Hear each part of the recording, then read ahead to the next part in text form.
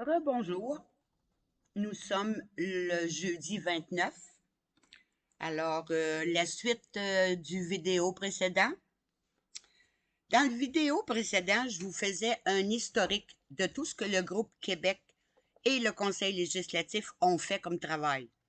Nous avons tenté, par des textes de loi, par des vidéos, par des documents légaux déposés en justice, que la seule porte de sortie que la nation du Québec a pour se sortir du merdier dans lequel nous sommes, c'est de rétablir le Conseil législatif.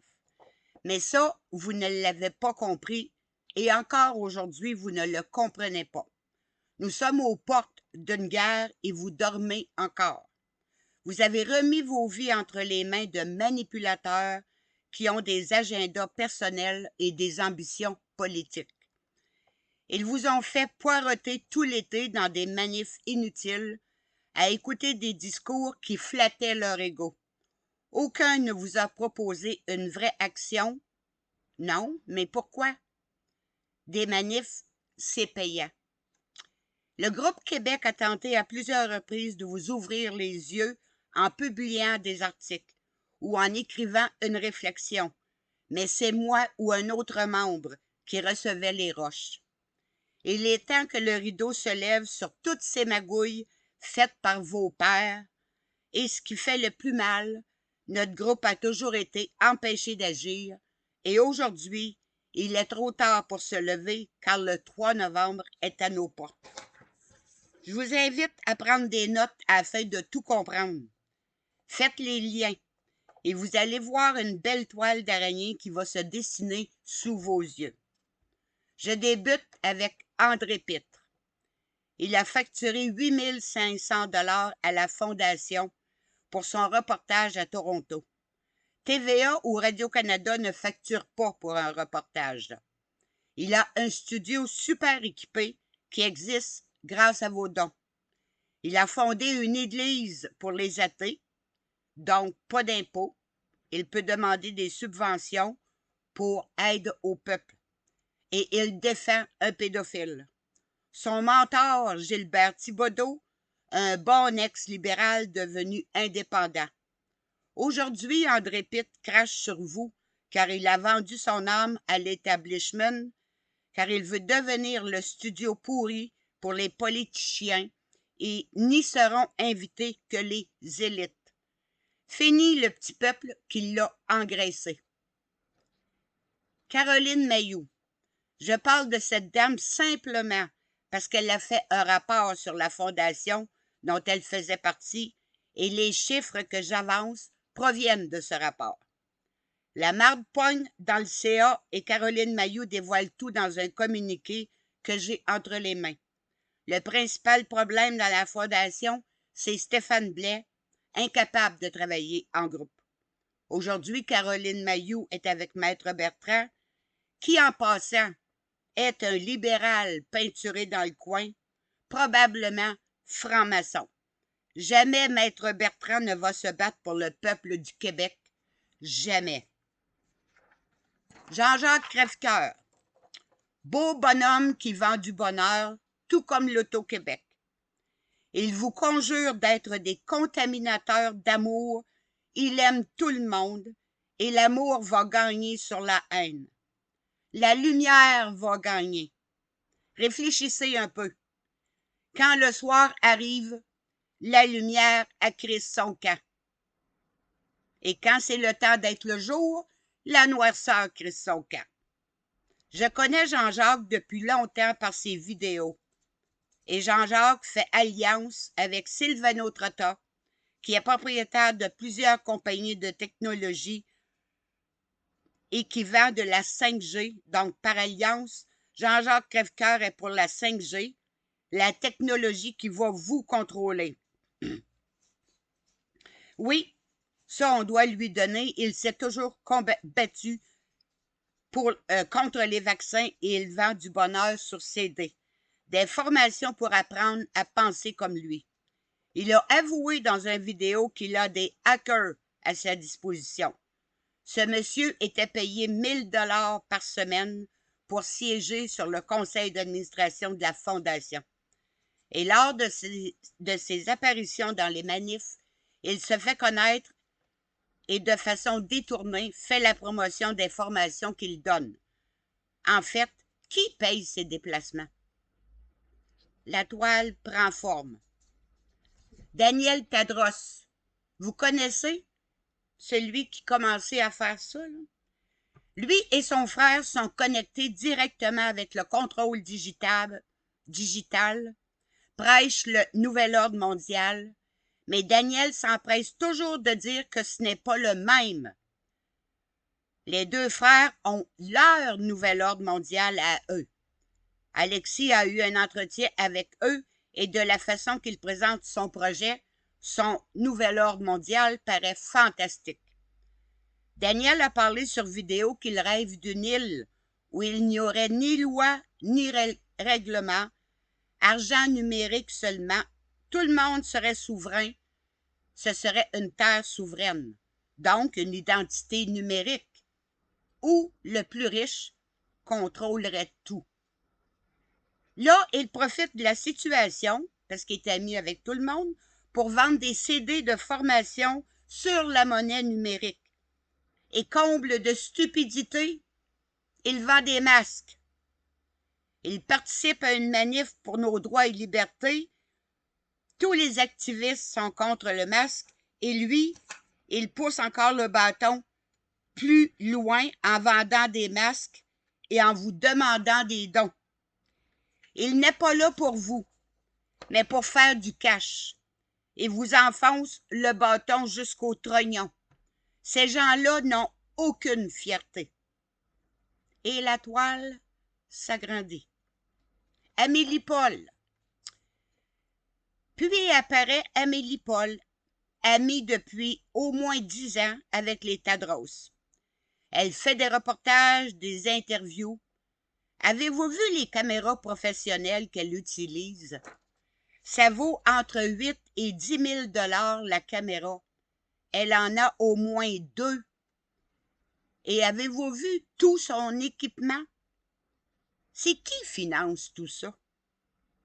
Elle est de presque toutes les manifs et des discours.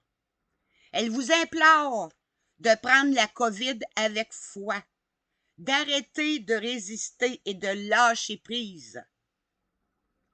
Entre les lignes, elle ne veut pas se battre contre les mesures sanitaires abusives, mais se faire voir. Pourquoi? Qu'est-ce qu'elle ne vous dit pas? Et lors d'un post assez récent, elle vous invite à venir les rejoindre dans la secte. Elle travaille pour qui, au juste? Pas pour vous. Danielle Saint-Hilaire. Mêlez un petit peu. Bloc québécois. Citoyen au pouvoir. Réfléchissez un peu. Pour lui, perdre, ce n'est pas une option. Et la toile s'agrandit encore. Lucie Laurier. On ne sait pas ce qu'elle représente et ce qu'elle fait là. Ils ont voulu une vedette avec des gros seins au grand décolleté. Une image qui va attirer les foules. Mais elle n'a pas attiré aucun artiste. Elle est supportée par les Raéliens. Qui la paye pour ces petits discours qui n'ont pas beaucoup de contenu? Réfléchissez un peu. Daniel Pilon. Le fou du roi qui vous tient des discours insipides, manipulateur et adepte de Avenir Québec. Fait semblant d'être au courant de gros secrets. Il vous fait un show minable et vous demande des dons. Mais pourquoi des dons? Avez-vous l'impression qu'il travaille pour la nation? En fait, il travaille pour qui? Et la toile grossit. Josée Turmel est entrée dans l'entourage de la gang et elle mousse sa compagnie. Elle vous conseille pour faire de beaux vidéos. Est-ce qu'elle travaille pour la nation? ou pour sa compagnie? Maître Galati, le meilleur avocat constitutionnaliste du Canada, selon Stéphane Blais. Mais il a gagné quelle cause d'importance? De plus, comment se fait-il que le plus grand constitutionnaliste ne soit pas au courant que notre Constitution n'est pas respectée, que l'Assemblée nationale est illégale, que nos lois sont illégales, que la justice et la législature doivent être séparées, ce qui n'existe pas? C'est-tu moi qui est dans le champ? Ou si c'est lui? Sur une vidéo du 27 août, on voit Maxime Bernier avec Maître Galati qui parle de l'injonction pour les masques et qui doit être déposée avant la fin du mois d'août, avant que l'école ne commence.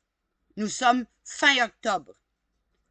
Le masque est devenu la nouvelle norme. Elle est où l'injonction? Hier, dans une vidéo, Galati nous dit qu'il a sa stratégie et qu'il ne faut pas le pousser. À constater l'inaction qui se passe, on peut se poser des questions sur le sérieux de ce projet-là. Et la toile s'agrandit tout le temps. Stéphane Blais, chef de Citoyens au pouvoir et chef de la Fondation pour la défense des droits et libertés. Il nage dans un immense conflit d'intérêts car il mélange les deux fonctions. Incapable de travailler en groupe, il doit tout contrôler. Dans ses discours publics, il mêle les buts de la Fondation avec son programme électoral, ce qui est complètement illégal. Si vous repassez ces vidéos, Stéphane Blais est toujours en campagne électorale. Si la Fondation paye ses dépenses lors de ses déplacements, alors c'est la Fondation qui paye sa campagne électorale et sa tournée pour recruter des candidats. Selon le rapport de Caroline Mayou, la Fondation aurait payé 4 000 $ à Frédéric Pitre pour tenir un discours à la plage majeure de Sainte-Agathe sur le top d'un char. Cependant, Frédéric jure qu'il ne l'a jamais eu. Il est dans le rapport. Qui a empoché le 4 000 $, dont donné par le peuple? Et Stéphane fait la comptabilité de la formation et se paye un salaire de 1 000 $ par semaine. Savez-vous comment Stéphane Blais vous embobine? Je vous explique son jeu. Je l'ai compris, son jeu, pendant son discours à Trois-Rivières. Voici comment. Il se promène d'un bord à l'autre de la scène et débute sa cassette. Dans 2 semaines, les avocats vont aborder le pourvoi. Et ne pas oublier la loi 61, maintenant devenue la loi 66. On va s'en occuper. On a fait trembler le gouvernement et on va continuer. Concernant la vaccination obligatoire, le dossier est prêt. Les avocats vont attendre de voir si Galati va gagner en Ontario et ensuite ils vont déposer la même injonction.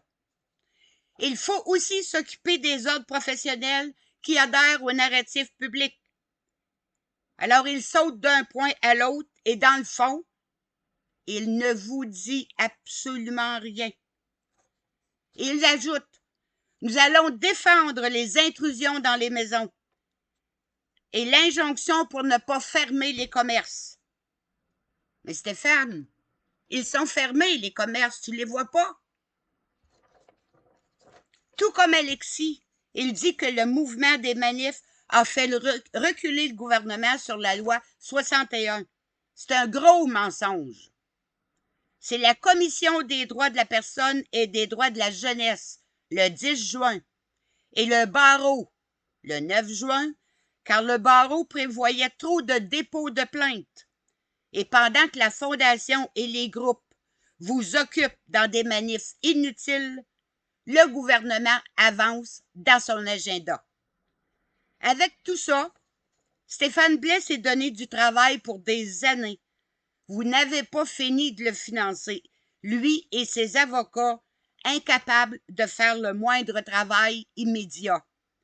Il nous dit de patienter, que là, il vient de trouver des experts aux États-Unis, des grands savants qui vont venir témoigner, mais lui devra sûrement aller aux États-Unis pour les rencontrer. Alors, ouvrez vos porte-monnaies. Il n'arrête pas de vous dire « Soyez patient ». Mais pourquoi? C'est-tu parce que la patience, plus ça prend de temps, plus il y a d'argent qui rentre dans les caisses? Ou pour contrôler les manifestants dans leur action? Car une manif, c'est payant pour les organisateurs. Et remarquez qu'aucun ne vous propose une vraie action. Au contraire, quand c'est une suggestion d'une personne qui peut mousser sa carrière de politicien, exemple le convoi, il vole l'idée des autres et se l'approprie. Tout comme la demande d'un débat public. C'est Farid qui a eu cette idée, mais personne ne voulait lui laisser la parole. Alors Alexis l'a pris lors d'une manif et il l'a annoncé lors de son discours. Après, ils ont accordé 2 minutes à Farid pour en parler. C'est des voleurs d'idées, des gens du peuple. Tout ça pour mousser leur carrière et leur agenda. Là, nous sommes dans la 2e vague et je vous prédis qu'il va y avoir une 3e et une 4e vague. Avez-vous entendu M. Deltel s'échapper en parlant de la COVID-21? Et la toile prend encore plus de volume. Jean Dury, le spécialiste des pédophiles. Vous vous rappelez Jean-François Harrison de VRAC TV, qui avait des fichiers, des photos, des vidéos, il était en possession et distribution de porno juvénile. Magnota, celui qui a mangé des parties du cadavre du jeune Chinois. Et André Fèvre, lui, il avait un club social de pédophilie sur Internet. Jean Dury et Réginald Victorin, ils ont un simple mandat de consultation et d'exploration et ne peuvent reprendre le pourvoi de Maître Bertrand car ils doivent le corriger et le monter selon leur vision à eux.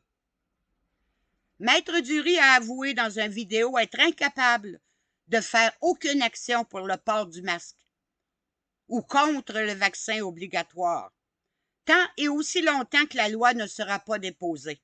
Donc, si aucune loi n'est déposée et que la vaccination, comme ça se fait régulièrement, se fait dans les écoles, vos enfants vont être vaccinés sans que vous le sachiez et la Fondation aura payé inutilement pour leur service. Et vous le savez, hein, lorsqu'un dossier est déposé à la Cour, cela prend de 2 à 3 ans avant d'être entendu. Maxime Bernier.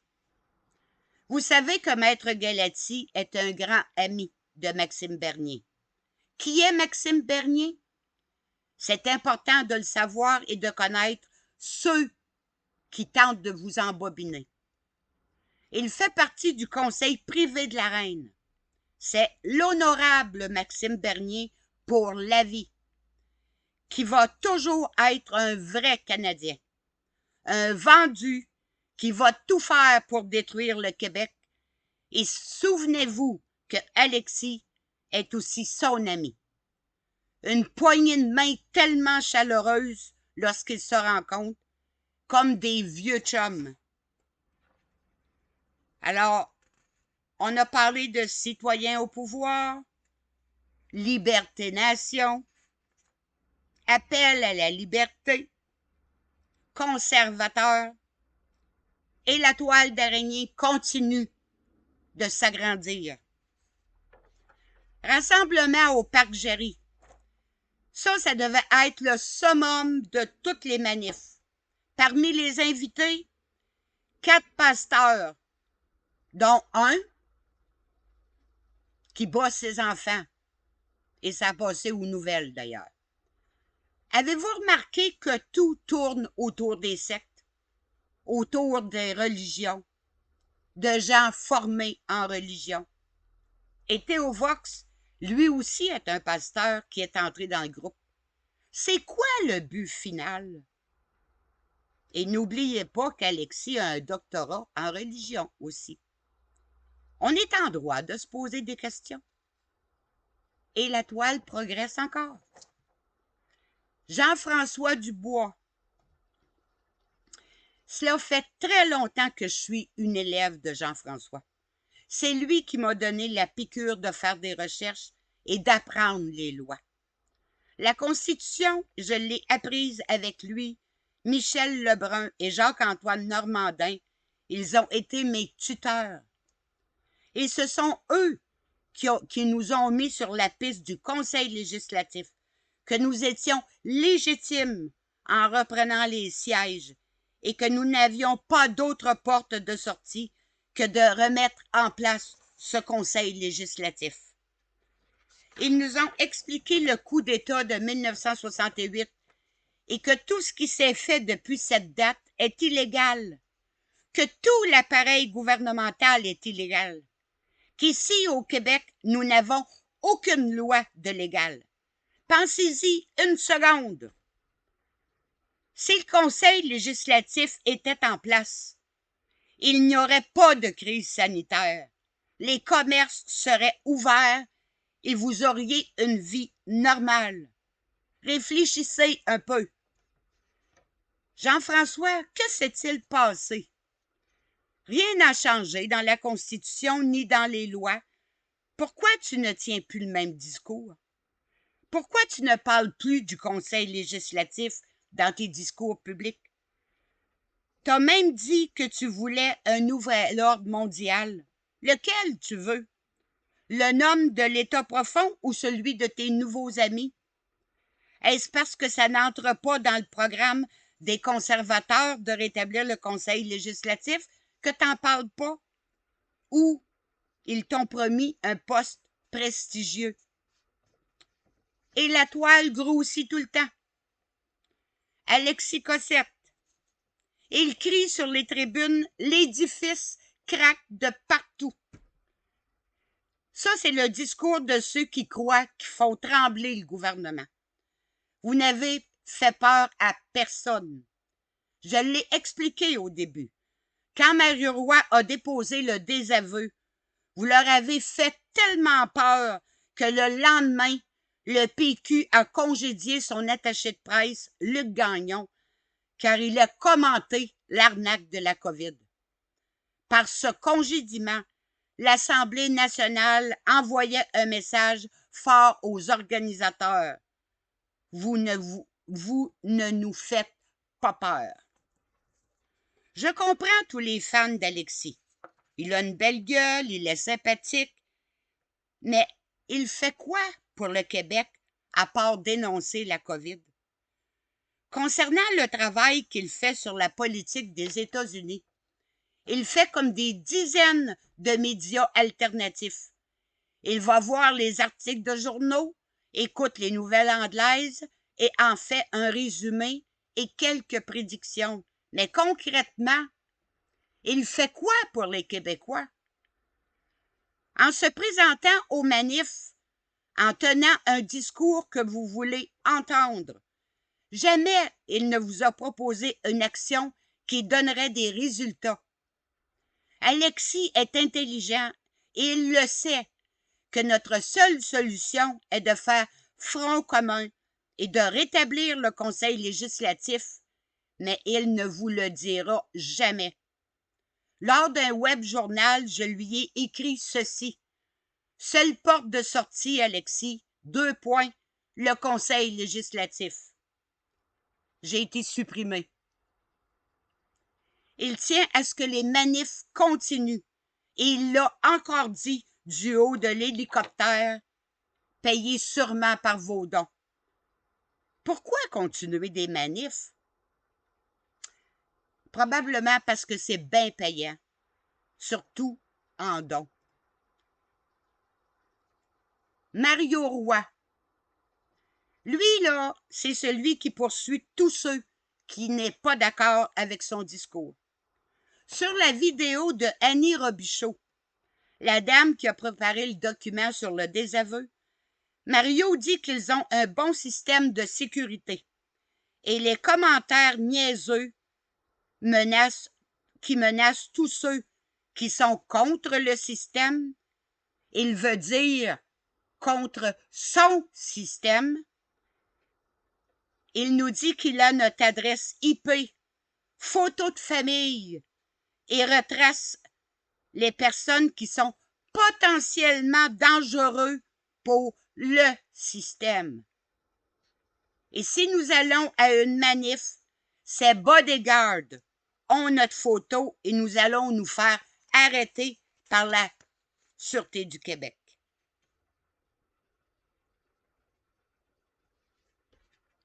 Ils ont des bodyguards. Mario Roy, Frédéric Pitre, ils sont escortés par des bodyguards. Mais c'est d'un ridicule épouvantable. Pourquoi ils ont des bodyguards? Ça n'a jamais existé, ça. On a toujours eu des gens de la sécurité. Des bodyguards. Ils ont peur de quoi? Alors moi, je vous pose une question. Moi, je réfléchis tout haut, là. Premièrement, il y a juste la Sûreté du Québec, avec le mandat d'un juge, qui peut nous ficher. Et Mario semble avoir des entrées particulières avec la Sûreté du Québec. Est-ce que c'est un infiltré? Tient-il la Sûreté du Québec au courant de tout ce qui se discute entre les activistes? Est-ce qu'il déclare ce qui se prépare? Et il menace tout le monde de mise en demeure. Il doit toujours être celui qui pisse le plus loin. Maintenant, Frédéric Pitre. Lui, je l'ai gardé pour la fin, car c'est lui le milieu de la toile d'araignée. Selon son vidéo promotionnel, il a laissé une job de 30$ l'heure pour se consacrer au militantisme. Il faut que ce soit vraiment payant. Frédéric a étudié les Raéliens. Dans ses discours, il parle du vent du changement. Le même discours que l'Institut du Nouveau Monde. C'est un institut qui remonte jusqu'à Soros. Faites vos recherches. Il y a un membre de son équipe qui a inventé une philosophie de vie, style religion, secte libre pensée, pour ne pas avoir à porter de masque. Souvenez-vous, une religion ou une secte, c'est payant vis-à-vis les impôts. Aussi, ils sont tous chanceux. Ils ont un Alexis qui a un doctorat en sciences des religions. Donc, Frédéric, avec ses amis, a mis en place une opposition contrôlée. Ça veut dire quoi? Premièrement, il contrôle le discours. Ne va pas au micro qui veut. Ils ont même refusé Jacques-Antoine Normandin. Et lors du congrès des PME, Michel Lebrun était invité à informer les gens sur le coup d'État de 1968, ce qui a amené l'abolition du Conseil législatif. Mais il était bien défendu de parler de l'Union nationale et Jacques Coulombe, qui l'avait accompagné, était défendu de filmer. Deuxièmement, il contrôle les manifs. Quand c'est eux, beaucoup de monde. Quand c'est un autre organisateur qui ne fait pas partie de sa gang, il n'y a pas de monde. Excusez. Il y a eu une manif devant le Conseil des médecins à Montréal. Parce que tout le monde demandait à ce que les médecins dénoncent la situation. Mais aucune de toutes ces personnes que j'ai nommées n'est venue. Qui contrôle les manifs?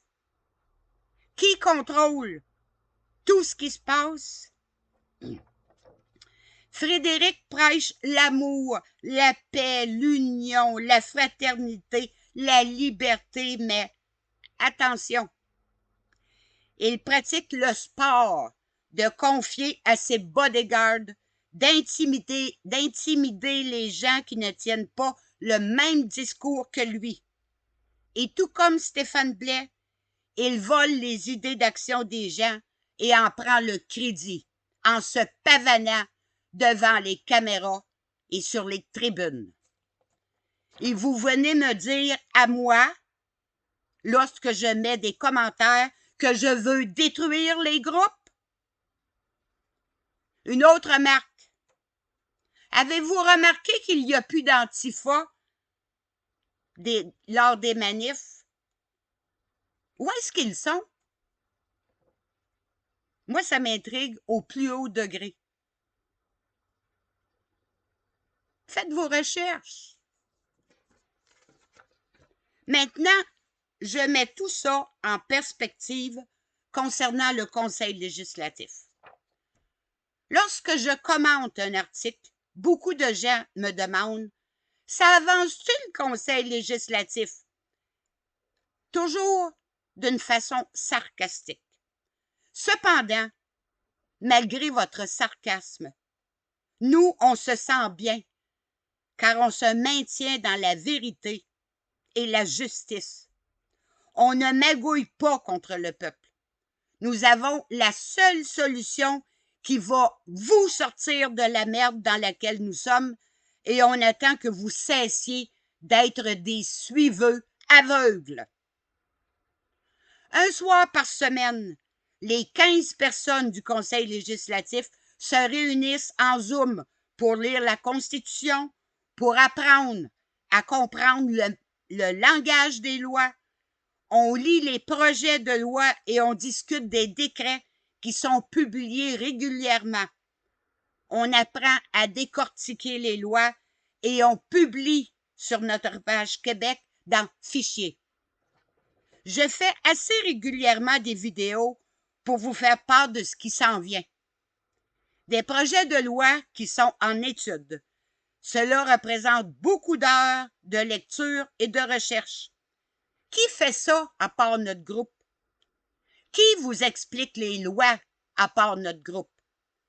Personne. Et c'est nous qui se faisons lancer des roches. Nous, on vous fait part de vos droits.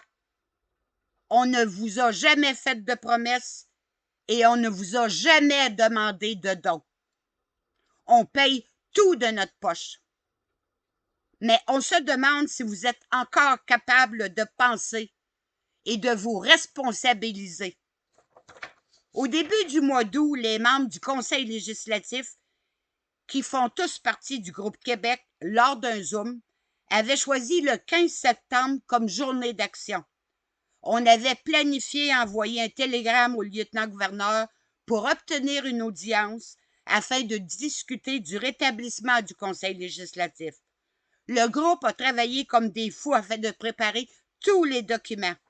On avait planifié notre action.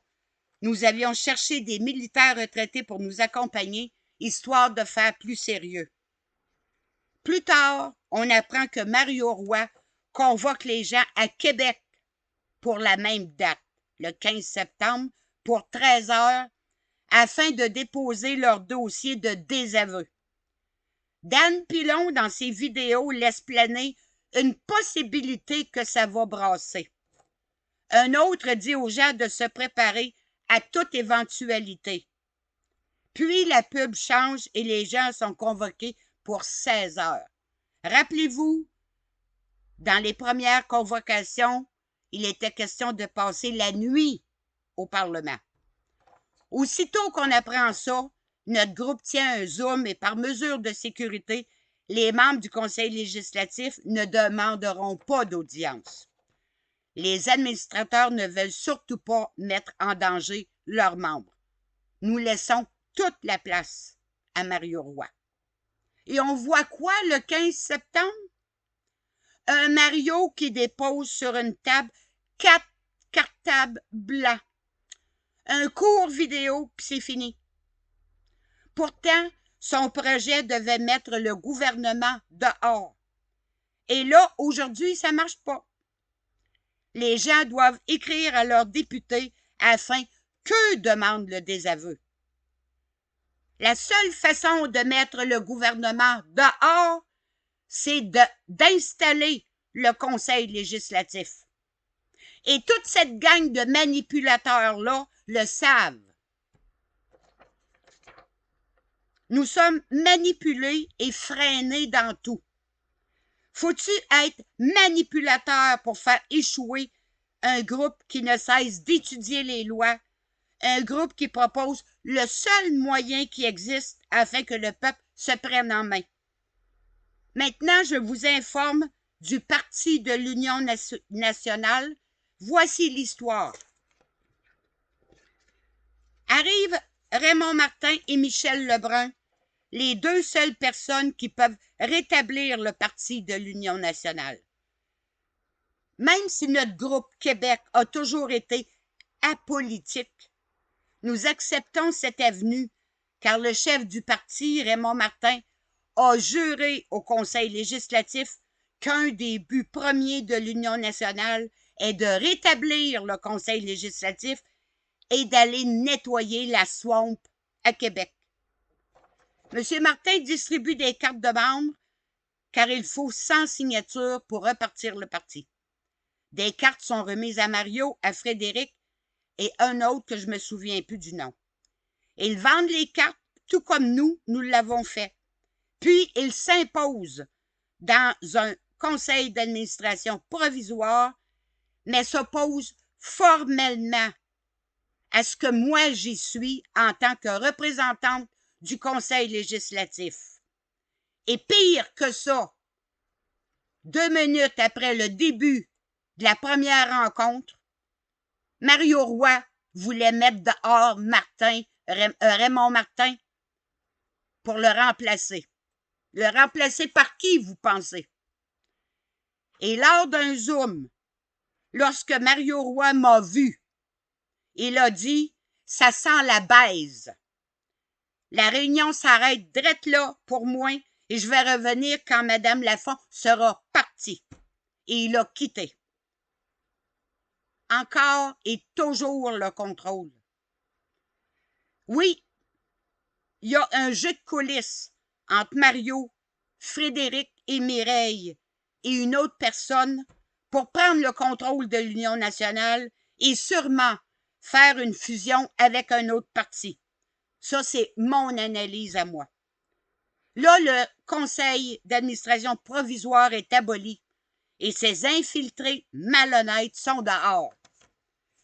Cela paraît beau quand il y a une manif, mais vous ne pouvez pas vous imaginer tous les jeux de coulisses qui se tiennent juste là, sous vos yeux et devant vous.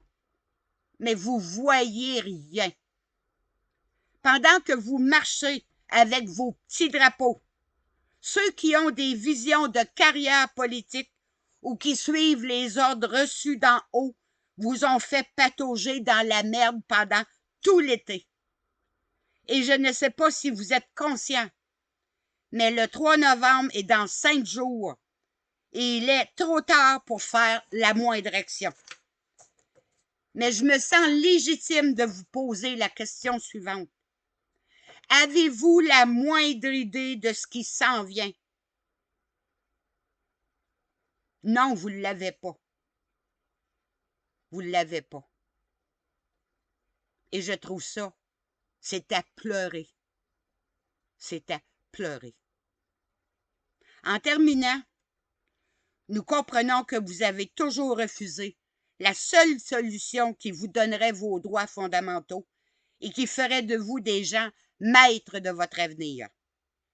Nous avons écrit sur notre page que le jour où nous serions 100 000 devant le Parlement à Québec, prêts à entrer au Parlement et à réinstaller le Conseil législatif, que les Québécois seraient les seuls maîtres chez eux, mais vous avez fait votre choix, vous avez préféré des petites manifs.